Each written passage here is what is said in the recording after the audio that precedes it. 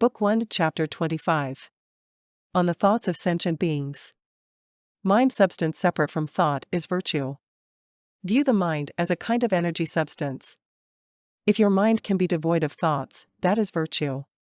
You must know your mind. What does it contain within? What does it do?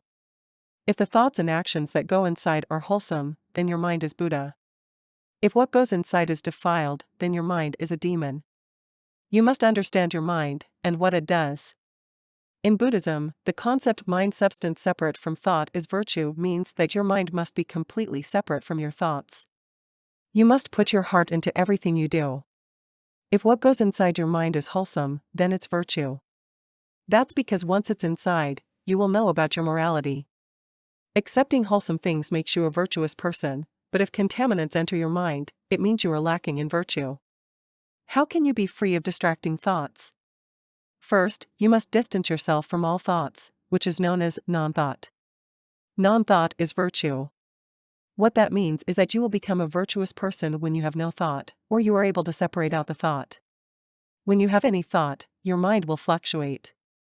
Just like a pendulum, your mind will swing back and forth and be unable to settle when you have thoughts. But when you have no thoughts, the pendulum becomes completely still.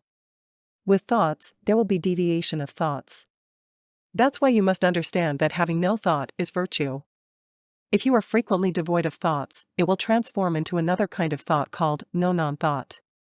If you have any thoughts at all, afflictions will arise.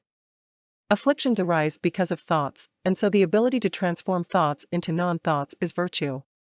The truth of the universe is that, despite the myriad of different changes, the principle remains the same. It's just like the cycle of rebirths in the 6 realms of existence. Humans are trapped and unable to get out of the endless cycle of rebirths. Getting out of it requires the guidance of an enlightened teacher.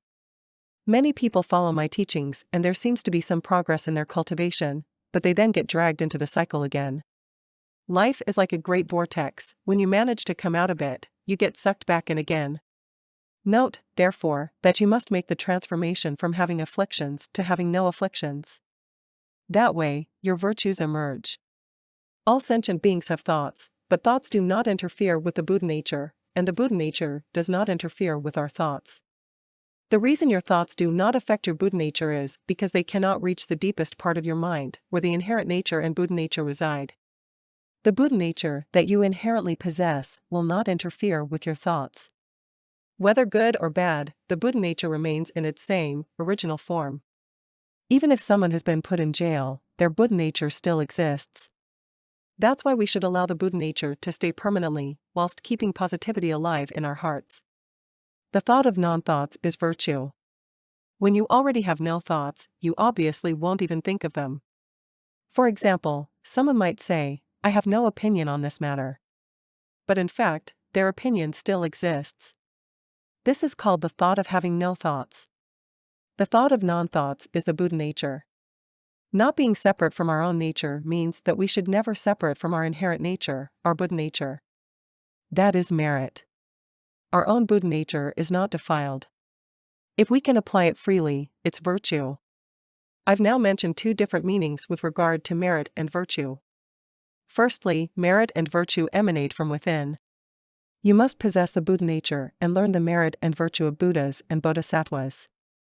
Secondly, your Dharma body must possess merit and virtue. As I said before, if you have obtained merit and virtue, your body becomes the Dharma body, or the body of merit and virtue. And it is true merit and virtue. The Dharma body of merit and virtue is true merit and virtue, and then the true Buddha nature will appear. How? Because after your mortal body has created something from your inherent nature, the true Buddha nature appears from the depths of your mind. The Buddha nature that appears is the foundation upon which you can truly learn Buddhism. Only with the true Buddha nature as the foundation can the good deeds you perform be considered merit and virtue. Otherwise, everything you do remains good deeds, and you receive worldly blessings. Buddhas and Bodhisattvas protect and bless those who are willing to help themselves. In other words, Buddhas and Bodhisattvas bless those who are willing to correct their shortcomings. People who aren't willing to do that will never receive blessings from the Bodhisattvas. First, they must have a sense of remorse before they can be saved. In other words, they first must repent, and only then can they be saved. If one does not even have a sense of remorse about their bad habits, how can they be saved? The Buddha is the most ordinary person in the world because he recovered the original state of the Buddha nature. We are kind-hearted people, and so as we continue to cultivate our minds, the Buddha nature will emerge at the end of the day. That is when we recover the original state of the Buddha nature, which is the primeval soul of Buddhas and Bodhisattvas. All phenomena occurring in this world, everything, all of it, is a prison of the human realm. If you believe them and take action accordingly, it's akin to entering this prison and becoming unable to get out. It's a prison we enter ourselves, and we lock ourselves into. For example, imagine that someone treats you badly, so you hate them and keep thinking about how they will hurt you. Didn't you just enter your own prison? Showing respect to other people is to make yourself dignified.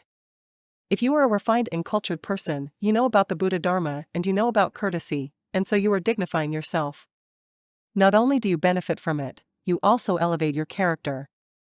Ultimately, the Buddha Dharma is the method for attaining the awakening of life. You must get enlightened, you must hurry and wake up. The method is the Buddha Dharma, and it will help you to understand the truth of the universe and of life. Let me say this, the world is one big joke. This world is a stage that makes you a laughingstock.